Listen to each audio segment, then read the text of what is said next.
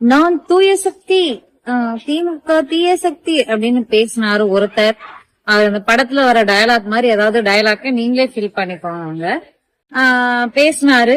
அவரு தொடர்பான ஒரு சென்னை ஹைகோர்ட்ல இன்னைக்கு ஒரு வழக்குல மனுவையே தள்ளுபடி பண்ணிருக்காங்க. 15 ஒரு புலி படத்துல ஆக்டர் விஜய் அவர்கள் புலி படத்துல நடிச்சுக்கிட்டு இருக்கும்போது இன்கம் டாக்ஸ் ரைடு நடத்துறாங்க அவர் வீட்டுல. அப்ப கிட்டத்தட்ட 35 கோடி ரூபாய் அவர் வச்சிருந்திருக்காரு. அதுக்கு கணக்கு இருந்திருக்கு. ஆனா எக்ஸ்ட்ரா ஒரு 15 கோடி அவர் வீட்டுல இருந்திருக்கு. ஆனா அதுக்கு கணக்கே இல்ல.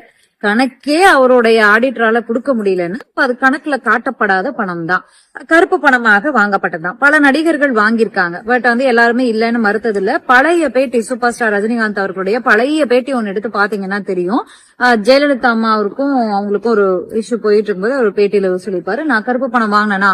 ஆமா வாங்கினேன், ஒரு காலத்துல வாங்கினேன், அதுக்கப்புறமா நான் வாங்கவே இல்லை, நான் அதை ஃபுல்லா ஸ்டாப் பண்ணிட்டேன், நான் ₹1 கூட நான் டாக்ஸ் கட்டி நேர்மையா இருக்கேன் அப்படின்ற மாதிரி அவர் பேட்டியில பேசியிருப்பாரு.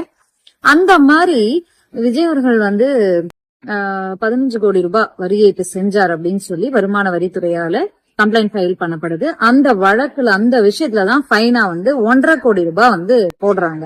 நீங்க தான் நேர்மையானவராச்சே, தப்பு பண்ணிருக்கீங்க, தப்பு பண்ணவே இல்லைன்னு ஒருத்தர் தப்பே நான் பண்ணல, என் மேல அபாண்டமா பழி போடுறாங்கன்னு கோர்ட்டுக்கு போலாம். ஆனா ஆமா நான் தப்பு பண்ணினேன், ஆனா இவங்க ஃபைன் போடும்போது இவங்க ஃபைன் போடுறது காலதாமதம் ஆயிடுச்சு. இவங்க 2019 ஃபைன் போட்டிருக்கணும் எனக்கு, ஆனா 2022 ஃபைன் போடுறாங்க. அதனால இது ஏற்றுக்கொள்ள கூடாதுன்னு நீங்க நீதிமன்றம் போன அந்த வழக்க தள்ளுபடி பண்ணிட்டாங்க. அதாவது விஜய் அவர்கள் நான் தப்பே பண்ணல அப்படின்லாம் போடல, நான் கருப்பு பணம் வாங்கவே இல்லைன்னு போல கோர்ட்டுக்கு, நான் வரி ஏய்ப்பு செஞ்சேன், புலி படத்துல சிக்கியிருக்கேன், சிக்காம எத்தனை படத்துல எத்தனை கோடிகள் வாங்கினாரோ தெரியல. இவர் என்னையா காசு பணம் பணம், நான் நேர்மையானவன், நான் ஊழல் செய்ய மாட்டேன், விஜய் ஆட்சிக்கு வந்தா ஊழலே செய்ய மாட்டேன் ₹1 கூட அப்படின்னு சொல்றதுக்கு அவருக்கு ஏதாவது தகுதி இருக்கா அப்படிங்கறத மக்களாகிய நீங்களே புரிஞ்சுக்கோங்க. ஏன்னா புலிப்படம் ஒரு படத்துல 15 கோடி, அதுவும் 2015 பண்ணிருக்காருன்னா அவருடைய இத்தனை, எனக்கு தெரிஞ்ச எத்தனை படம் நடிச்சிருக்காருலாம் தெரியல, அவருடைய ஃபேன்ஸுக்கு அந்த கணக்கு தெரியும். நீங்களே யோசிச்சுக்கோங்க.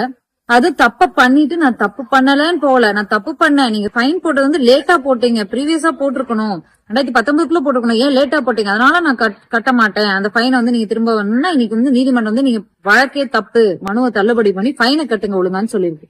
இனிமே தாவேக்காவோ விஜயோ தூய சக்தின்னு சொல்லிக்கிற தகுதியே கிடையாது. அதனால அதிமுக ஊழல் பண்ணிச்சு, திமுக ஊழல் பண்ணிச்சு, அதனால நாங்க வரோம், நான் தான் தகுதியானவன் சொல்லவே முடியாது. ஆட்சி அமைப்பதற்கு தகுதி என்ன? நிர்வாகத்திறன், அரசியல் அமைப்பு தெரிஞ்சிருக்கணும், புரிஞ்சிருக்கணும், இல்ல தெரியலனாலும் படிச்சாவது தெரிஞ்சிருக்கணும். 2 வருஷம் ஆச்சு அவர் இனத்தை படிச்சு தெரிஞ்சுக்கிட்டாருன்னு ஒவ்வொரு மேடையிலயும் நம்மளும் ஆர்வமா பார்ப்போம். அவர் பேசுறதுல இருந்து தெரிஞ்சிருக்கோம் அவருடைய அரசியல் புரிதல் என்ன அப்படின்னு. அதனால ஆட்சி அமைக்கிறதுக்கு ஒரு நடிகராக டாப் ஸ்டாராக இருந்துட்டு ஃபேன்ஸ் வச்சிருந்தா மட்டும் சிஎம் ஆயிரலாம் அப்படின்னா எத்தனை பேர் சிஎம் ஆயிருக்கலாம் இல்லையா? அதனால விஜய் அவர்கள் அரசியலை கத்துக்கணும். நேர்மைன்னு வாயில பேசினா பத்தாது, நேர்மையா இனியாவது நடந்துக்கணும் அப்படிங்கறத நம்ம இந்த வீடியோல பதிவு பண்ணிட்டு அடுத்த வீடியோல சந்திக்கலாம். நன்றி, வணக்கம்.